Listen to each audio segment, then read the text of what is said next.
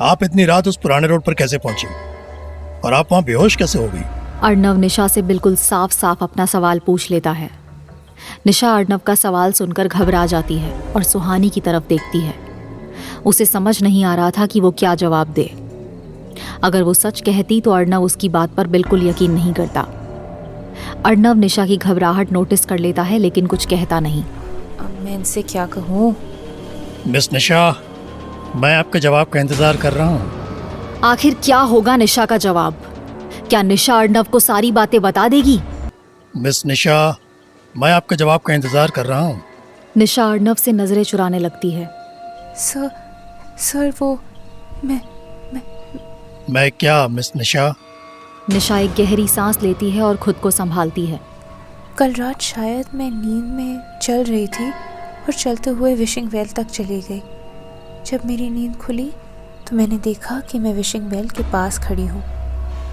अंधेरे में वो जगह और भी डरावनी लग रही थी। मैंने उस जगह के बारे में बहुत सी कहानियाँ सुनी हैं, इसलिए मैं डर गई और वहाँ बेहोश हो गई। निशा के इस जवाब से सुहानी भी चैन की सांस लेती है। वो भी ये नहीं चाहती थी कि निशा अर्णव को सच बताए। अर्णव एक पल में समझ जाता है कि निशा उससे झूठ बोल रही है। उसको पहले से ही इस बात की उम्मीद थी, लेकिन वो निशा से और कोई सवाल नहीं करता। अर्णव जानता था कि ये केस बहुत पेचीदा है। वहाँ जो कुछ भी हो रहा था उसका पता इतनी आसानी से नहीं लगाया जा सकता था। अब अर्णव सुहानी और युवराज की तरफ देखता है।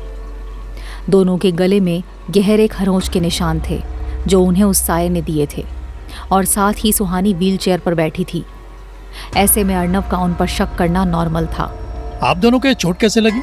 अर्णव का सवाल सुनकर सुहानी नर्वस हो जाती है। सुहानी कुछ कहने ही वाली थी, लेकिन युवराज उसे कुछ कहने का मौका ही नहीं देता। कुछ देर पहले किसी ने सुहानी को कॉल करके निशा के बारे में बताया था। निशा के बारे में सुनकर सुहानी परेशान हो गई थी और घबराहट में पैदल ही सिटी हॉस्पिटल के लिए निकल गई थी। रास्ते में एक भेड़िए ने उस पर अटैक कर दिया। मैं भी उसी रास्ते से जा रहा था। जब मैंने इसे प्रॉब्लम में देखा तो बस हेल्प कर दी। जब मैं सुहानी को बचाने की कोशिश कर रहा था तब उस भेड़िए ने मुझ पर भी अटैक कर दिया, इसलिए मुझे भी चोट लग गई। युवराज का इतना सटीक जवाब सुनकर अर्णव उससे कोई और सवाल नहीं करता। अर्णव जानता था कि ये तीनों उससे कुछ ना कुछ छुपा रहे हैं, लेकिन शिमला आते ही वो युवराज दीवान से उलझने के मूड में नहीं था। ओके देन, जब यहाँ कोई मेजर इशू नहीं है तो फिर मुझे चलना चाहिए। आप सभी अपना ट्रीटमेंट करवा लीजिए। ये कहकर अर्णव कमरे से बाहर जाने लगता है। अचानक से अर्णव को कुछ याद आता है और वो दरवाजे के पास रुक जाता है। मिस सुहानी, इंस्पेक्टर शर्मा ने आपको ही पुराने रोड के केस में अरेस्ट किया था ना? हाँ। ओके देन, आज सुबह 11 बजे आप पुलिस स्टेशन में आके मुझसे मिलिए। सुहानी थोड़ा परेशान होकर हाँ में अपना सर हिला देती है। ये देखकर अर्णव वहाँ से चला जाता है। अर्णव के जाने के बाद निशा अपनी आंखें बंद करके एक गहरी सांस लेती है। हमने एएसपी अर्णव से सच छुपाकर गलती तो नहीं की ना? बिल्कुल भी नहीं। वो हमारी बातों पर भरोसा नहीं करते और सच बताकर हम एक नई मुसीबत में फंस जाते। ये कहकर सुहानी युवराज की तरफ देखती है। युवराज अब भी कुछ सोच रहा था। अगले ही पल वो उस रूम से बाहर चला जाता है। हमेशा की तरह सुहानी को युवराज का बिहेवियर बिल्कुल भी समझ नहीं आता। दूसरी तरफ अर्णव फिर से पुराने रोड पर विशिंग वेल के पास खड़ा था। इस वक्त उसके साथ सिर्फ एक लोकल कांस्टेबल गोपाल रावत था। अर्णव इस एरिया के बारे में ज़्यादा नहीं जानता था, इसीलिए वो गोपाल को अपने साथ वहाँ लेकर आया था। वैसे अब तक तो सुबह हो गई थी, लेकिन वहाँ अब भी अंधेरा था। गोपाल शिमला का ही रहने वाला था, इसीलिए उसे उस साय और विशिंग वेल के बारे में पहले से ही काफ़ी कुछ पता था। यही वजह थी कि इस वक्त वो बहुत डरा हुआ लग रहा था। और डरे भी क्यों ना, शिमला के लोग दिन में भी उस विशिंग वेल के पास नहीं जाते थे। वहाँ होने वाली मौत की खबरें ही लोगों को डराने के लिए काफ़ी थीं। अर्णव विशिंग वेल के पास जाकर उसे बड़े गौर से देख रहा था। गोपाल विशिंग वेल से थोड़ी दूर खड़ा था, लेकिन वो डर से लगभग कांप रहा था। सर, आप यहाँ क्या ढूंढने की कोशिश कर रहे हैं? ये जगह बहुत खतरनाक है, हमें यहाँ नहीं होना चाहिए। अर्णव उसकी बातों पर ध्यान नहीं देता और विशिंग वेल की रेलिंग पर टिककर खड़ा हो जाता है। गोपाल, मुझे यशवंत दीवान और पद्मिनी सिंघानिया की पूरी कुंडली चाहिए, वो भी जल्द से जल्द। अर्णव की बात सुनकर गोपाल हैरान रह जाता है। सर, आपको उन दोनों के बारे में क्यों जानना है? क्या आपको पता नहीं? यशवंत दीवान शिमला ही नहीं हिमाचल के सबसे पावरफुल इंसान हैं। उनकी पहुंच बहुत ऊपर तक है। वो तो है गोपाल, लेकिन मुझे शक है कि इन दोनों का लिंक ह्यूमन ट्रैफिकिंग केस से भी जुड़ा हुआ है। ये सुनकर गोपाल चौंक जाता है। Human trafficking? अर्णव हाँ में अपना सर हिला देता है। सर, मुझे नहीं लगता कि ये सच है। यशवंत दीवान का बिजनेस ही इतना बड़ा है कि वो हजारों लोगों को एक ही दिन में खरीद सकते हैं। उन्हें ये काम करने की क्या जरूरत है? तुम कह तो सही रहे हो। सच कहूं तो मुझे भी ये बात समझ नहीं आ रही। आखिर यशवंत दीवान को ऐसा करने की क्या जरूरत पड़ गई?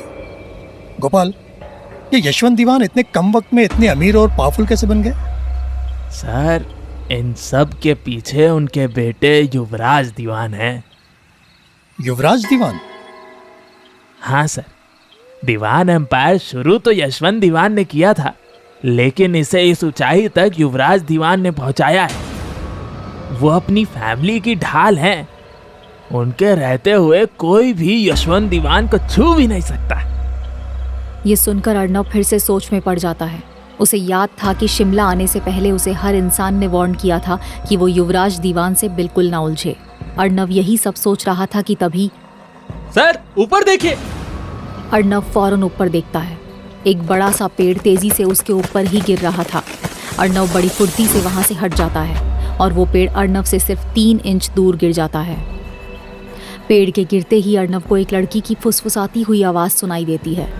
चले जाओ यहाँ से, वरना मारे जाओगे। वो आवाज सुनकर अर्णव चौंक जाता है और अपने आसपास देखने लगता है।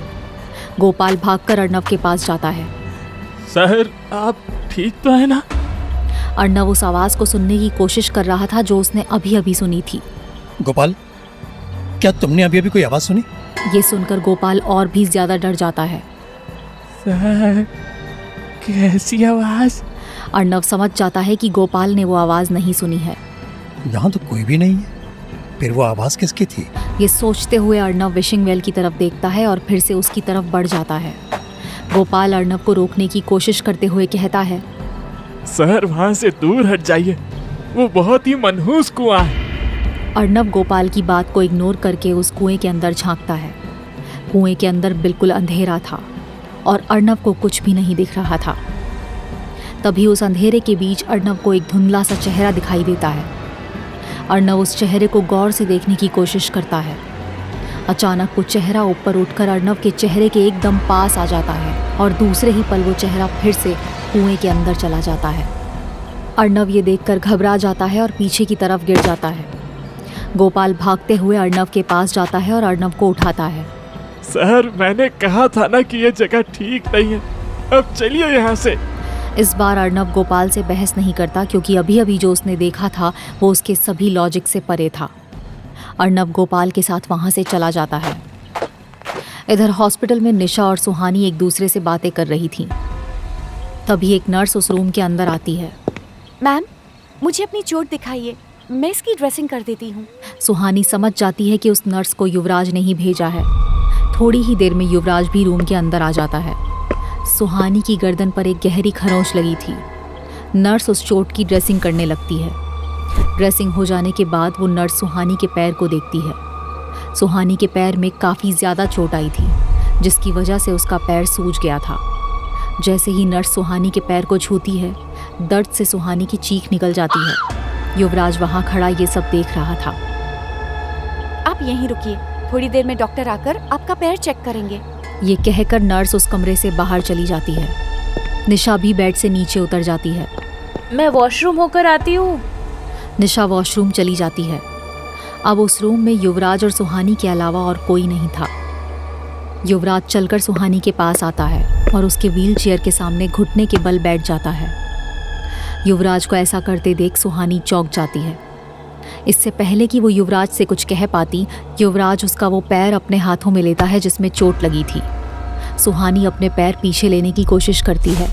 युवराज सर, आप ये क्या कर रहे हैं? क्या तुम कुछ देर शांत नहीं रह सकती? युवराज अपना सर उठाकर बिना किसी एक्सप्रेशन के सुहानी को देखता है। युवराज की उन शांत और गहरी आंखों को देखकर सुहानी खामोश हो जाती है। युवराज सुहानी के पैर अपने घुटने पे रखकर उस पॉइंट पर अपना हाथ रखता है जहां सुहानी को दर्द हो रहा था। सुहानी इस वक्त काफी अनकंफर्टेबल फील कर रही थी। युवराज के सिर्फ एक नज़र देखने से ही सुहानी की नर्वसनेस बढ़ जाती थी, तो उसके छूने का सुहानी पर क्या असर हो रहा था ये तो सिर्फ वही जानती थी। युवराज कुछ देर तक इसी तरह सुहानी के पैर को पकड़ कर रखता है और फिर उसका पैर वापस नीचे रखकर उठ जाता है। सुहानी को एहसास होता है कि उसके पैर में जो दर्द था वो अब बिल्कुल भी नहीं है। वो हैरान होकर युवराज को देखती है, फिर उठकर खड़ी हो जाती है और चलने लगती है। ये आपने कैसे किया? अब तो मुझे बिल्कुल भी दर्द नहीं हो रहा है। युवराज सुहानी की इस बात का कोई जवाब नहीं देता। सुहानी समझ जाती है युवराज ने ये कैसे किया है। सुहानी अब तक ये तो समझ गई थी कि युवराज कोई आम इंसान नहीं है। इससे पहले भी उसने सुहानी को कई बार इस तरह से बचाया था जो किसी आम इंसान के बस की बात नहीं थी। चाहे भूकंप के समय पहाड़ी से गिरते हुए चट्टान से बचाना हो या अंधेरे घने जंगल में भेड़ियों से। ये सब याद करके सुहानी आगे कुछ नहीं कहती। सुहानी यही सोच रही थी कि तभी निशा वॉशरूम से चिल्लाते हुए बाहर आती है। उसकी चीख सुनकर युवराज और सुहानी घबरा जाते हैं कि कहीं निशा को कुछ हो तो नहीं गया। निशा, क्या हुआ? तू ऐसे चिल्ला क्यों रही है? यार, मैं कब से याद करने की कोशिश कर रही थी लेकिन मुझे याद नहीं आ रहा था, लेकिन अब मुझे याद आ गया है। निशा, तू क्या कहना चाहती है? मुझे कुछ समझ नहीं आ रहा है। मुझे पता चल गया है कि विशिंग वेल के पास जो लड़की थी वो कौन है। निशा का जवाब सुनकर युवराज और सुहानी सवालिया नजरों से उसे देखने लगते हैं। आखिर कौन है वो लड़की और क्या अर्नव सच तक पहुंचने की चाह में अपनी जान खतरे में डाल देगा? आगे की कहानी जानने के लिए देखें अगला एपिसोड सिर्फ पॉकेट एफएम के यूट्यूब चैनल पर, और साया अ कर्स्ड लव स्टोरी के सारे एपिसोड्स को सुनने के लिए डिस्क्रिप्शन में दी लिंक से डाउनलोड करें पॉकेट एफएम ऐप।